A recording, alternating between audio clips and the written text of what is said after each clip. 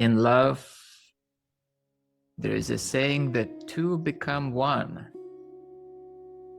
So it's clear and simple that if you love God,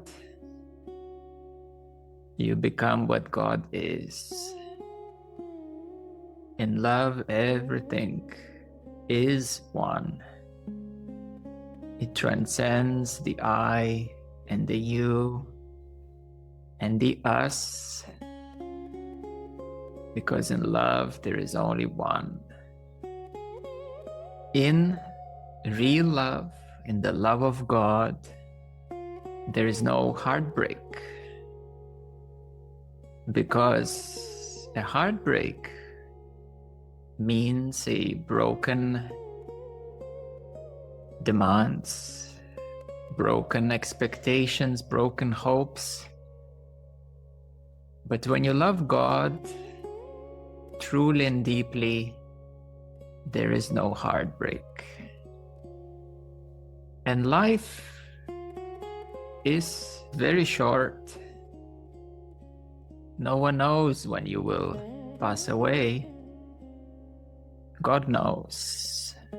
So you should stock up on love and devotion while you can. You should do that while you still can. Not tomorrow, not next year, at the end of the year, because that will become next life. And next life, you may be in a busy place, so it will become a next life. And the wheel of karma goes round and round. Birth and death follow in cycle. I tell you, you will be busy always. Every life, you will be busy with something. One life is kids, other life is service to the country, other life you chase your career goals. Every life you will be busy. That we can be sure of. So postponing is your biggest foe. Postponing love is your biggest loss. So that's why you should fix your mind, your attention, your heart, and your soul on God. You need to stock up on love and God, devotion to God. If a person has not dissolved himself or herself to the love and devotion to God, then it doesn't matter how wise or learned or talented, intelligent one may be, because at the end of the day, in the largest sense, this is a hard truth. It is useless. It's a hard truth. We always want to make our life better. We always try to improve our life. We want to make sure that we have enough supplies and our kids go to good school and they grow up well, and then we always worry about first ourselves, then the kids, then the grandkids, and then again about ourselves, because we wasted all life worrying and now the health is a problem. So kind of it never ends. And life after life goes in a similar way, only circumstances change, but in essence, life after life, it goes very much the same way until you break the cycle by awakening. Awakening spiritually is just the first step, because you only discover more about the universe your energy centers, your chakras. Ooh, I have new toys to play. Oh, my Kundalini is wild. I can't control it. Oh, look at these visions. I got a new vision of seeing a rainbow, seeing my past life, seeing this and this and that. Let's be honest. It's not knowing God at all. None of it. It's just playing with new toys. These are 4D toys, sometimes 5D. Whichever D it is, dimension, density, these are new toys. It's not loving God. It's not devotion to God. It's playing with the spiritual toys. We start to find some idols, ideals. Maybe you see a picture of Krishna and, oh, this is beautiful. There is love and beauty. We start hearing some stories of spiritual events of Rama or Shiva, and it awakens our curiosity. We need to seek the company of the holy ones. It's a fundamentally first step, because you start to associate with the higher truth. You start to realize that spiritual toys will not get you far. When you associate with the holy ones, you start hearing about the Lord, about God, about the divine source. Stories, mysteries are revealed. It prepares you a field of the heart for the seed of love. It's like when you go to a field which was abandoned, first you need to make it up, to unroot the weeds and cultivate the land. Before you can plant any seeds into the soil, you need to prepare the field. And then the seeds of love and devotion to God are planted. Then we learn that spiritual pride is an obstacle. If you have been playing with your spiritual toys for 5-10 years, it will be hard. It will be a lot harder actually than if you haven't done that and you come to a satsang. Because many people, when they awaken, they keep playing. They develop spiritual pride, arrogance. They rely on their collected knowledge of all the games of duality, of the light and the dark. They say, I know, I'm spiritual, I know what this is all about. Yes, you know the duality. And like a beaten warrior, licking the scars. Then it's difficult. It's actually more difficult. Because when you come into the company of a teacher, a master, you are protected from being beaten up too much. Because a spiritual master tells you, no, don't do this, I tell you. Or you should do this, I tell you. And if you do or don't what you were told, something may happen. Just because the spiritual master can see your soul, can see what's lying ahead, can see the obstacles lying ahead. So instead of getting wet and sick, the spiritual master says, tomorrow, get an umbrella. Dress up warm. There will be a storm out of nowhere. Not even the weather forecast will tell you. And it just happens. And you were protected. But if you said, the weather forecast said it's gonna be nice and sunny, I don't need umbrella and warm clothes, I go with my light sweater, and you go into the nature and then the storm comes out of nowhere, you get wet and sick because you trusted your mind. So therefore, a spiritual master is your protection, is your guide.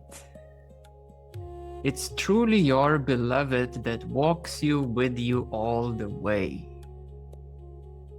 A spiritual master walks you all the way to God and reveals to you God, the nature of divine. In general, whatever helps to develop your love for God, do it. Whatever goes to develop love for your own self at the cost of love for God, then leave it. This is a very pricey lesson, I tell you. It's a very big price to pay.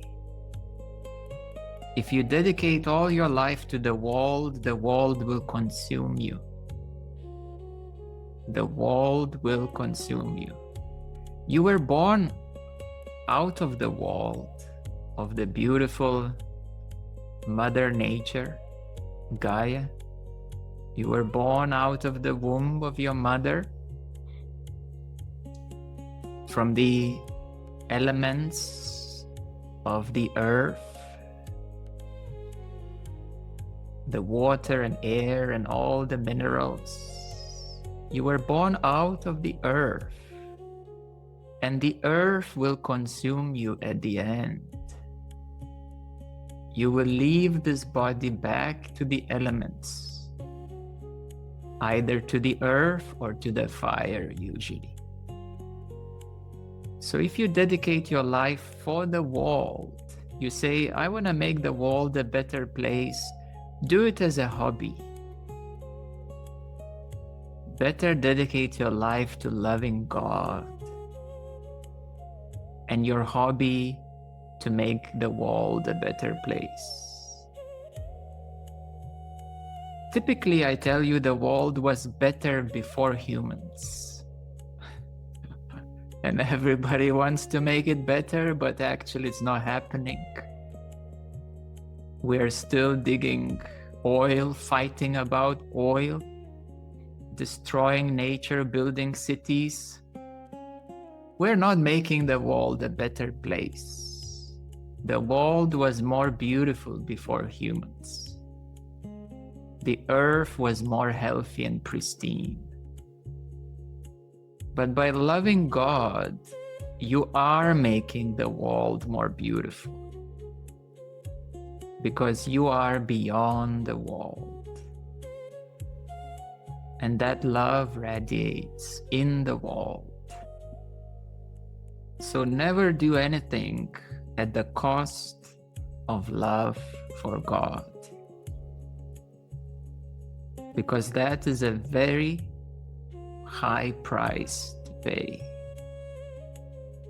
Redemption is affected by the love of God.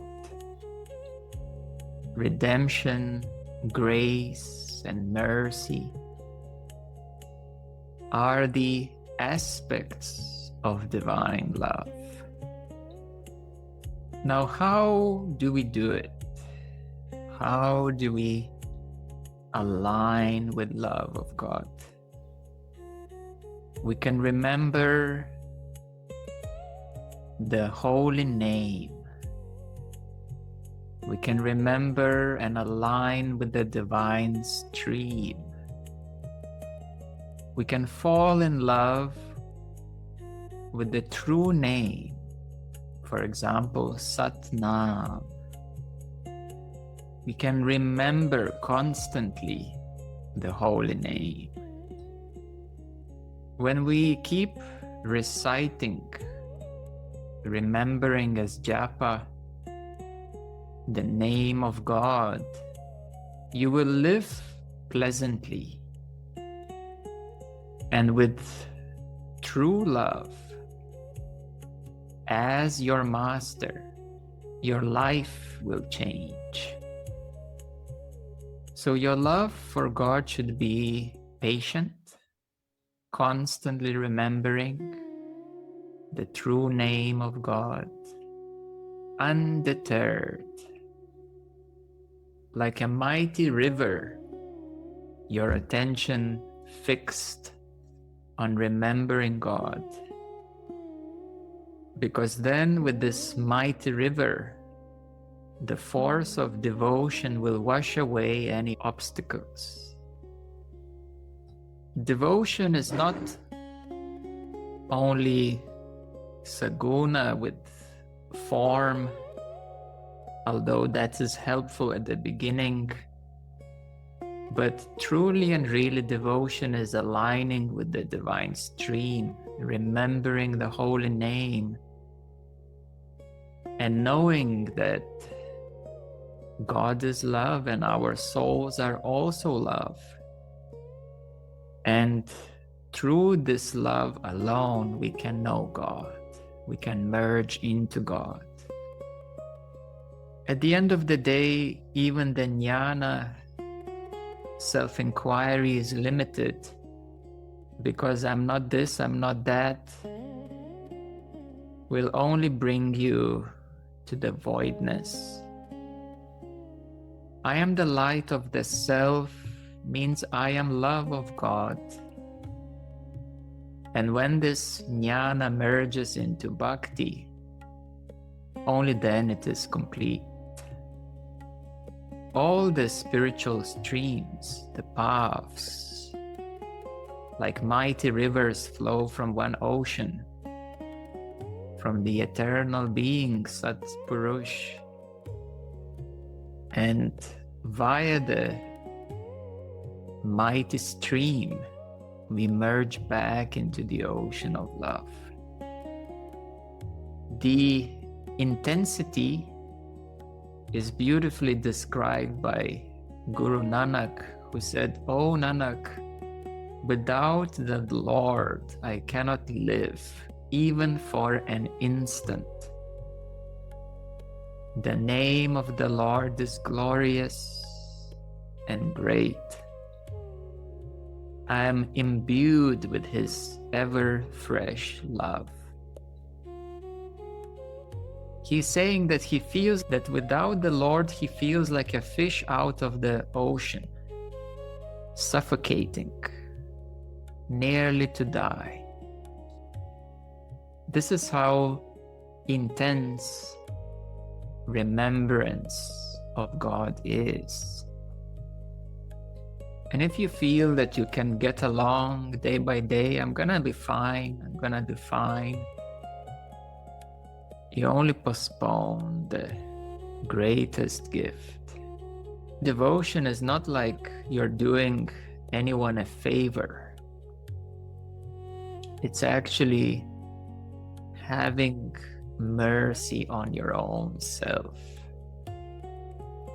You're not doing me a favor or a favor to the world by loving God. You're having mercy on your own self. Only politics run with favors, but God can be reached only with love. So when you attach yourself to the divine stream, to the holy name and the Holy Spirit, the Shakt, then love of God will flow to you like water. We may take a moment to do reflection of devotion,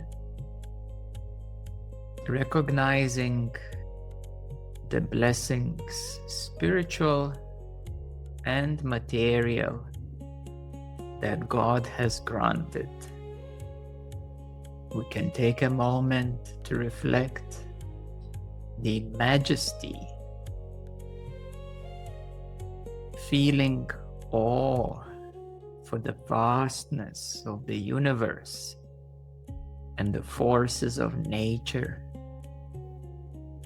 We may reflect on comfort and forgiveness, remembering times of failure when God provided strength to get through it. We can reflect on beauty, contemplating this radiant virtue of God that is mirrored in the nature.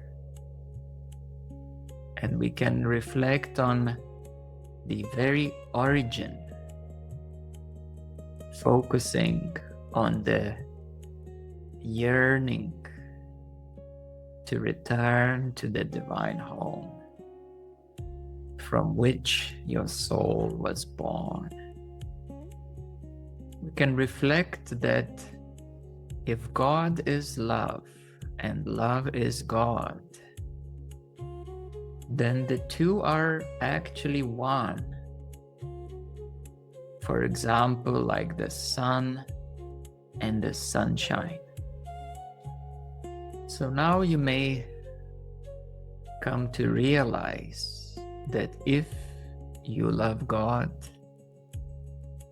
you will become one with God. It's not so simple though, but that is the way. This simple knowing is a very big way. All my heart wants is to share love, to show you the beauty of love, the beauty of loving God. I tell you that the truest longevity is loving God. The truest wealth is loving God. And start whichever way works for you, slowly building up the depth and the breadth. This is how we become the beacon of light in the world, but not of it. And while the world consumes everyone, we stand as the source of love. So this is my message for your beautiful hearts and souls. Satnam.